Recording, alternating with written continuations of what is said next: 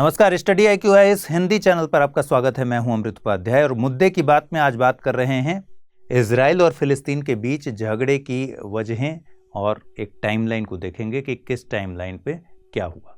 ठीक है, उसकी जड़ें समझने की कोशिश करेंगे। हालांकि हम इसमें सिर्फ टाइमलाइन की बात करेंगे। इस विवाद को पूरी तरह से समझने के लिए इस टाइमलाइन को समझना बहुत ज़रूरी है। सबसे पहले आपको देखना चाहिए कि मिडिल ईस्ट का यह देश किन किन बॉर्डर से घिरा हुआ है, किन किन देशों से घिरा हुआ है। बेसिकली इजराइल, और कई बार मैंने मैप वाले कार्यक्रम में बताया भी है, तो इजराइल का ये पूरा नक्शा है। ठीक है, इस मिडिल ईस्ट की कंट्रीज में आपको पता है यहाँ पर सीरिया, लेबनान, जॉर्डन और इजिप्ट। ठीक है, सिनाई पेनिनसुला है ये जो इजिप्ट का पार्ट है, ये इससे बॉर्डर साझा करते हैं। और एक तरफ इसके कोस्टल जो बॉर्डर है वो है मेडिटेरेनियन सी का, मतलब भूमध्य सागर का। ठीक है, सऊदी अरब का लोकेशन ये है और इराक का लोकेशन ये है। कई बार मैप में ऐसे क्वेश्चन आते हैं कि सऊदी अरब क्या इजराइल के साथ बॉर्डर साझा करता है। आपको ये देखना है कि बॉर्डर साझा करता है या नहीं करता है। इराक, ये सब ध्यान पे रखना है, इससे भी क्वेश्चन बन जाते हैं। आइए इस टाइमलाइन को जल्दी से समझते हैं। 1914 से बात शुरू करते हैं, जब इस पूरे इलाके पर ऑटोमन साम्राज्य का शासन हुआ करता था। देखिए, यही सिनाई पेनिनसुला है और ये वाला इलाका जो है ये पूरा आज का इजराइल है और यहाँ पर ऑटोमन साम्राज्य हुआ करता था। ऑटोमन साम्राज्य को ही तुर्क साम्राज्य कहते हैं या फिर उस्मान साम्राज्य या उस्मानी साम्राज्य कहते हैं। उसकी वजह क्या थी? उस्मान गाजी नाम के व्यक्ति ने ऑटोमन साम्राज्य की नींव रखी थी और इसीलिए इसको उस्मानी साम्राज्य कहते हैं। तो इस समय यहाँ पर ऑटोमन साम्राज्य धीरे धीरे अब खत्म होने को था, लगभग अंत चल रहा था उसका, और यहाँ ब्रिटेन का दबदबा लगातार बढ़ते जा रहा था। ब्रिटेन उस समय आपको पता है कि औपनिवेशिक ताकत के रूप में बहुत बड़ी ताकत थी। ठीक है, तो 1914 से 1919, और हम पहले नहीं जाते हैं, पहले में आपको सिर्फ ये समझना है कि धीरे धीरे इस इलाके में यहूदी आकर बसने लगे थे। ठीक है, यहूदी सेटलमेंट होने लगा था। उसकी वजह है जेरूसलम वाला इलाका। जेरूसलम वाला इलाका जो है, या यरूशलम वाला इलाका जो है, वो बेसिकली ईसाई, इस्लाम और यहूदी तीनों के लिए पवित्र स्थान है। ठीक है, यहाँ तीनों ही धर्म के लोगों के लिए ये बहुत ही पवित्र स्थान है यरूशलेम का इलाका। ठीक है, तो यहूदी लोग यहाँ आकर सेटलमेंट करने लगे थे, बसने लगे थे धीरे धीरे। जब यहाँ ऑटोमन साम्राज्य लगभग पतन की ओर था और यहाँ अंग्रेजों का वर्चस्व लगातार बढ़ते जा रहा था, उसी दौरान 1917 में एक घोषणा पत्र आता है ब्रिटेन की तरफ से। उस घोषणा पत्र का नाम है बैलफोर घोषणा पत्र। बैलफोर एक ब्रिटिश अधिकारी थे, उनके नाम पर इसका नाम पड़ा है बैलफोर घोषणा पत्र। और ये घोषणा पत्र क्या कहता है? ये घोषणा पत्र कहता है फिलिस्तीन वाले इलाके के लिए कि यहाँ यहूदियों के लिए राष्ट्रीय गृह बनाया जाए। ठीक है, इस पर सहमति है ब्रिटिश सरकार की, और गैर यहूदी लोगों के अधिकारों की भी रक्षा की जाए। मतलब कि यहूदियों के लिए नेशनल होम बनाने की बात करता है बैलफोर घोषणा पत्र। जाहिर सी बात है, जब यहूदियों के लिए राष्ट्रीय गृह बनाने की बात हुई और यहूदियों पर दुनिया भर में बहुत सारे अत्याचार भी हो रहे थे, तो ये लोग धीरे धीरे धीरे धीरे कहाँ जाने लगे? फिलिस्तीन वाले इलाके में, और वहाँ जाकर बसने लगे। ठीक है, तो फिलिस्तीन रवानगी यहाँ से शुरू हुई और डेमोग्राफिक चेंज धीरे धीरे आने लगा। ठीक है, पहले आज की डेट में इजराइल में फिर जो अरब हैं, ये पूरी लड़ाई अरब वर्सेस अभी जो बात चल रही है उसमें तीन पार्टी हैं। अरब जो ज़्यादातर इस्लाम के लोग हैं, अरबिक भाषा बोलते हैं, और ईसाई जो उस समय सबसे ज़्यादा लड़ाई चल रही थी, और यहूदी। ठीक है, तो यहूदियों की संख्या सबसे ज़्यादा कम थी आज की डेट में। पहले अरब बहुसंख्यक थे वहाँ पर, ठीक है, और यहूदी जो थे अल्पसंख्यक थे। आज की डेट में वो पूरा डेमोग्राफिक इक्वेशन बदल चुका है। मतलब ये हो गया है कि अब जो यहूदी हैं वहाँ बहुसंख्यक हैं, और अरब वाले लोग जो हैं, जो ज़्यादातर इस्लाम वाले लोग हैं, वो अब वहाँ पर अल्पसंख्यक हो गए हैं। चलिए, 1918 में आधिकारिक तौर पर इस पूरे इलाके में इंग्लैंड का कब्जा हो गया, और 1918 में मतलब ऑटोमन साम्राज्य का यहाँ से खात्मा हो गया। 1919 में आपको पता है कि प्रथम विश्व युद्ध की समाप्ति हो गई। प्रथम विश्व युद्ध समाप्त होने के बाद 1920 में एक संस्था बनाया गया, लीग ऑफ नेशंस, जिसका प्रमुख उद्देश्य था शांति बनाए रखना। जैसे 1939 से 45 तक द्वितीय विश्व युद्ध हुआ और द्वितीय विश्व युद्ध के बाद एक संस्था जन्मी, उस संस्था का नाम है यूनाइटेड नेशंस। ये लीग ऑफ नेशंस जो थी, ये बेसिकली यूनाइटेड नेशंस की पूर्ववर्ती संस्था है। इसी संस्था को बाद में खत्म करके और यूनाइटेड नेशंस की शुरुआत हुई। लीग ऑफ नेशंस ने बेल्फोर घोषणा पत्र के आधार पर 1922 में कहा कि फिलिस्तीन इलाके का शासन ब्रिटेन करे और यहूदियों को यहाँ बसाने की बात की गई, जो कि बेल्फोर घोषणा पत्र में ऑलरेडी थी। इस दौरान धीरे धीरे क्या हुआ, धीरे धीरे यहूदियों का आगमन होने लगा फिलिस्तीन वाले इलाके में और डेमोग्राफिक चेंज होने लगा धीरे धीरे 30s आते आते तक 33 के आसपास हिटलर जब अपने उसके खौफ की बहुत ज़्यादा दंश झेल रहे थे यहूदी। आपको पता है हिटलर जो नाजी नेता था, उसको सबसे ज़्यादा नफरत किससे थी? यहूदियों से। तो वो यहूदियों को पकड़वा के मरवाता था, ठीक है। हॉलोकास्ट की घटना आपने सुनी है। तो यहूदियों के खिलाफ उसका नफरत इतना ज़्यादा था कि यहाँ से बच के भाग के यहूदी जाने लगे फिलिस्तीन वाले इलाके में, ठीक है। 1936 आते आते तक फिलिस्तीन वाले इलाके में डेमोग्राफिक इक्वेशन बिल्कुल चेंज होने लगा। मतलब यह है कि धीरे धीरे यहूदियों की बसावट ज़्यादा होने लगी और उस सेटलमेंट को देखकर अरब लोग जो थे वो बहुत ज़्यादा चिंता में पड़ गए और बहुत ज़्यादा चिंता में पड़कर उन्होंने अग्रेसिव रुख अख्तियार किया। 1936 में अरब विद्रोह शुरू हो गया, ठीक है। 1936 से 1939 तक अरब विद्रोह हुआ और यहूदी सेटलमेंट्स के खिलाफ अरब लोगों ने काफ़ी बड़ा विद्रोह किया। इसी बीच 1939 से 45 द्वितीय विश्व युद्ध का समय, 1939 में द्वितीय विश्व युद्ध की शुरुआत हो जाती है। जब 1939 में द्वितीय विश्व युद्ध की शुरुआत हुई तो जाहिर सी बात है कि जर्मनी एक तरफ था और ब्रिटेन दूसरी तरफ था। ब्रिटेन के साथ यूएसए और यूएसएसआर थे, ठीक है। तो अब जर्मनी के साथ कौन लड़ेगा और ब्रिटेन के साथ कौन लड़ेगा, ये बहुत ही जाहिर सी बात है, क्योंकि जर्मनी जो हिटलर वाला इलाका था, नाजी ताकत थी, यहूदियों से इतना नफरत करता था, यहूदी ऑब्वियसली ब्रिटेन के साथ हो गए, ठीक है। यानी यहूदियों ने ब्रिटेन के पक्ष में लड़ाई लड़ी और क्योंकि अरब वाले इनसे बहुत परेशान थे तो अरब वाले किसके साथ हो गए? जर्मनी के साथ हो गए, ठीक है। तो अरब लोग जो थे वो जर्मनी का साथ दिए और जो ब्रिटेन के पास यहूदियों का समर्थन था और यूएसए क्योंकि उस समय इनके साथ था, यूएसए, ब्रिटेन और यूएसएसआर, तो यहूदियों को यहाँ उन्होंने काफ़ी ज़्यादा लड़ाई लड़ी। बट इस पूरे वर्ल्ड वॉर में क्या हुआ? जर्मनी की हार हो।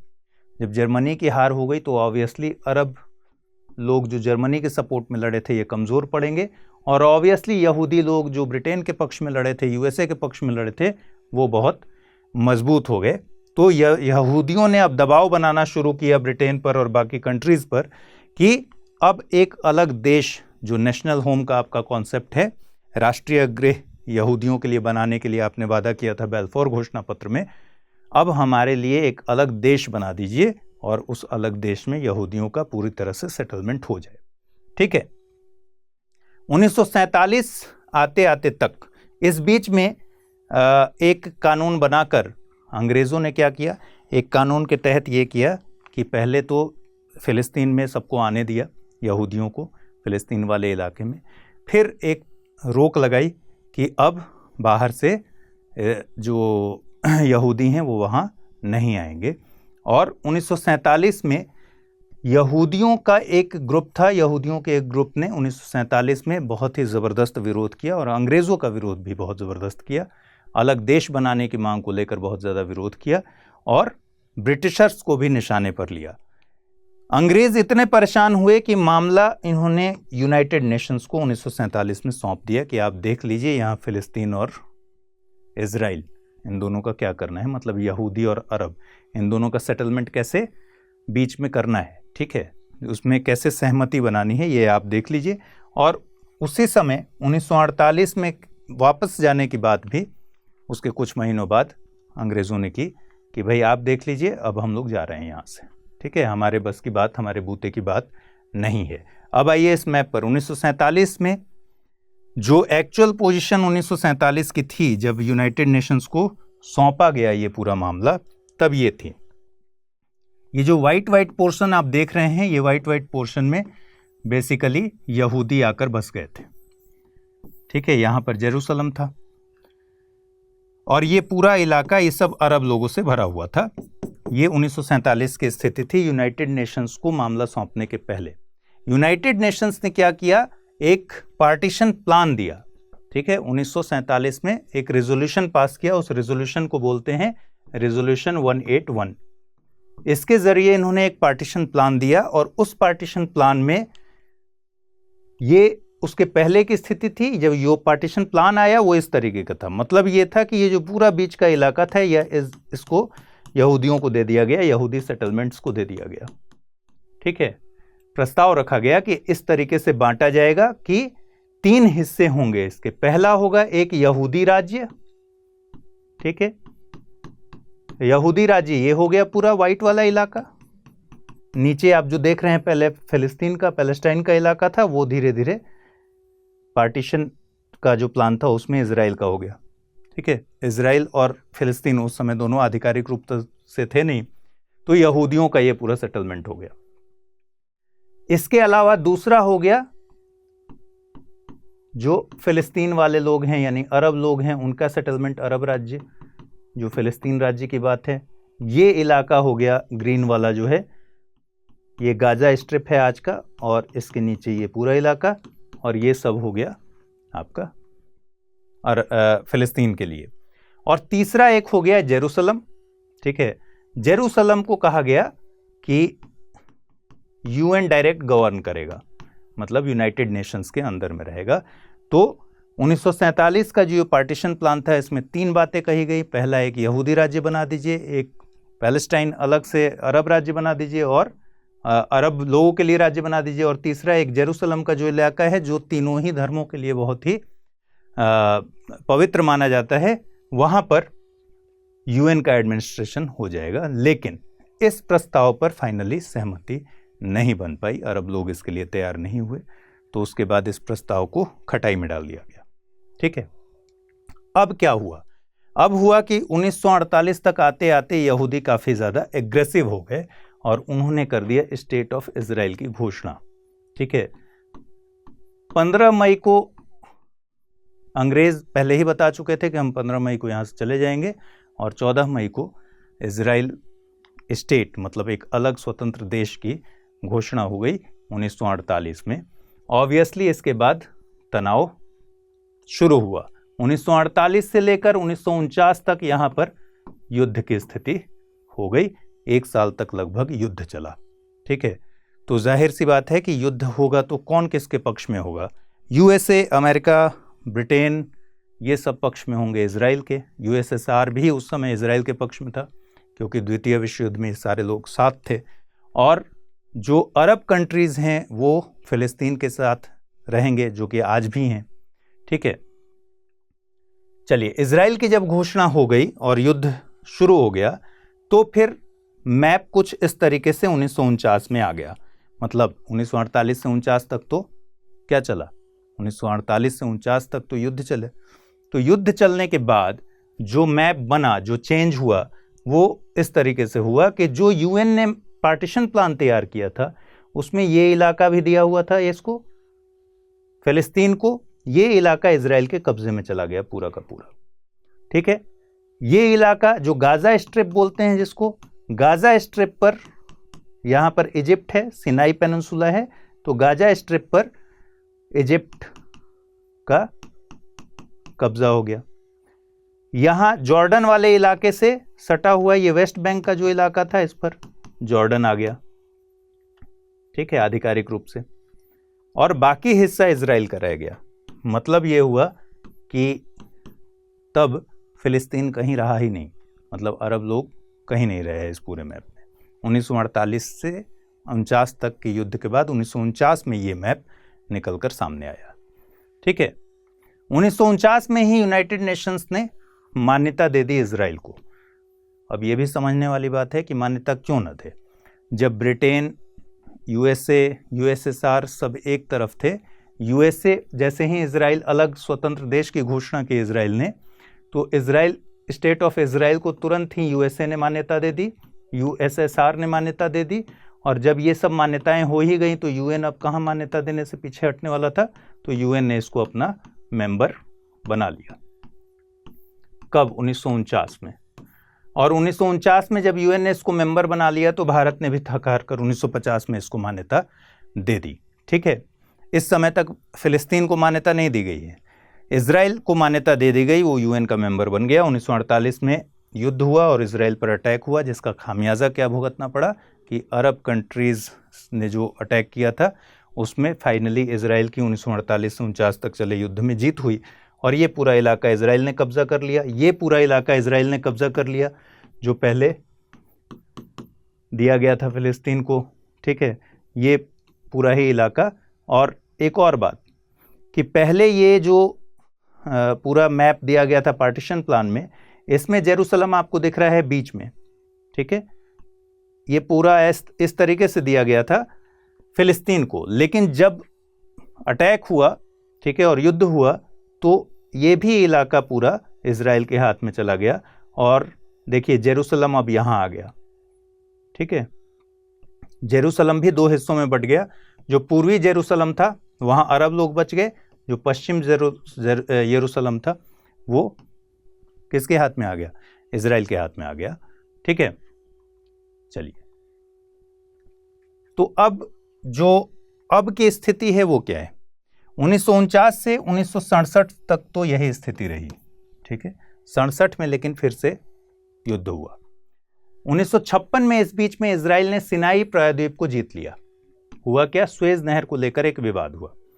स्वेज नहर इस तरीके से बना हुआ है और स्वेज नहर बेसिकली ये जो रेड सी आप देख रहे हैं, यहां से अगर आप जाने का रास्ता बंद कर दीजिए भूमध्य सागर में, ठीक है, तो पूरा का पूरा आपका व्यापारिक गतिविधि आपकी रुक जाएगी, आप कहीं आ जा नहीं सकते।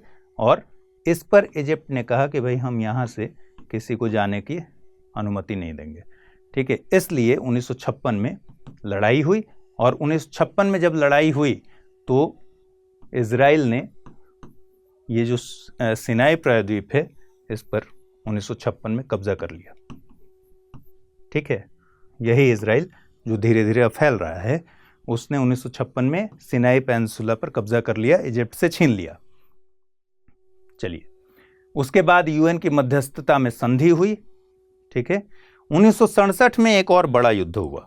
एक तो बड़ा युद्ध आपने 1948 से 49 देख लिया, एक बड़ा युद्ध हुआ 1967 में जिसको हम 6 डेज वॉर कहते हैं या 6 दिन का युद्ध कहते हैं। अब 1967 में जो वॉर हुआ उसका नतीजा देखिए। गाजा, वेस्ट बैंक, सिनाई और गोलन हाइट्स पर अधिकार हो गया किसका? इजराइल का।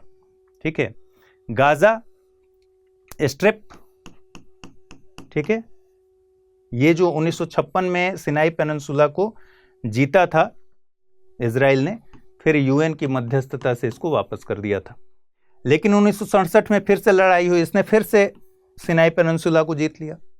इसने गाजा स्ट्रिप जो कि जहां फिलिस्तीनी थे, ठीक है, पैलेस्टाइन यानी अरब लोग थे, इस पर अपना कब्जा कर लिया। इसने वेस्ट बैंक के ज़्यादातर हिस्सों पर अपना कब्जा कर लिया। ठीक है, इतना ही नहीं, एक कदम आगे बढ़कर इसने गोलन हाइट के इलाके पर, जिस पर यूपीएससी ने सवाल भी पूछा था, आपको ध्यान पर होगा, गोलन हाइट्स जो कि सीरिया का हिस्सा था, हाईलैंड था, वहां पर अटैक करके उसको भी अपने कब्जे में ले लिया। यानी इजराइल अब पूरी तरह से यहां से लेकर वहां तक फैल गया। ये घटना 1967 की है। ठीक है, और आप समझ रहे होंगे कि तब तक क्या था, इस पर किसका कब्जा था? इजिप्ट का। ठीक है, मिस्र का कब्जा था गाजा स्ट्रिप पर। तो गाजा स्ट्रिप भी गया, सिनाई पेनिनसुला भी गया, वेस्ट बैंक जिस पर जॉर्डन काबिज था, इसमें भी बहुत ज़्यादा सेटलमेंट अब इजराइल का हो गया। ठीक है, और गोलन हाइट्स भी चला गया 1967 में इजराइल के कब्जे में। चलिए देखिए, फिर 1967 के बाद 1973 में फिर से युद्ध हुआ। ठीक है, युद्ध हुआ, ये कोल्ड वॉर का समय था। इजिप्ट ने सिनाई को और सीरिया ने गोलन हाइट्स को वापस पाने के लिए युद्ध किया, आक्रमण किया इजराइल पर। ठीक है, जैसा कि मैंने बताया कि ये वाला इलाका अब 1967 में इजराइल ने कब्जा कर लिया था। तो इजिप्ट ने 1967 में जब ये सिनाई पेनिनसुला पर कब्जा कर लिया था इजराइल ने, 1973 में इजिप्ट ने अटैक किया कि सिनाई पेनिनसुला वापस हो जाए, और इधर से सीरिया ने अटैक किया कि भाई गोलन हाइट्स वाला इलाका हमको वापस मिल जाए। इसलिए दोनों पक्षों ने अटैक किया। ठीक है, लेकिन यहां भी इजराइल नहीं हारा, मतलब अभी तक इजराइल की कहीं भी हार नहीं हुई है। ठीक है, 1977 में इजिप्ट थक हार कर पहला अरब देश बना जिसने मान्यता दे दी इजराइल को, और इसी के बाद 1977 के बाद 1978 में ये वाला जो इलाका है पूरा सिनाई पेनिनसुला का, इसको इजराइल ने वापस दे दिया इजिप्ट को कि भाई ले लो, तुमने हमको मान्यता दे दी, अब इसको ले लो। ठीक है, अब 1988 का दौर आया जब फिलिस्तीन को भी भारत ने देश का दर्जा दे दिया। तो अब इस मैप को समझ लीजिए। ठीक है, 1949 से 1967 तक ये स्थिति बनी रही, लेकिन आज की स्थिति क्या है? आज की स्थिति ये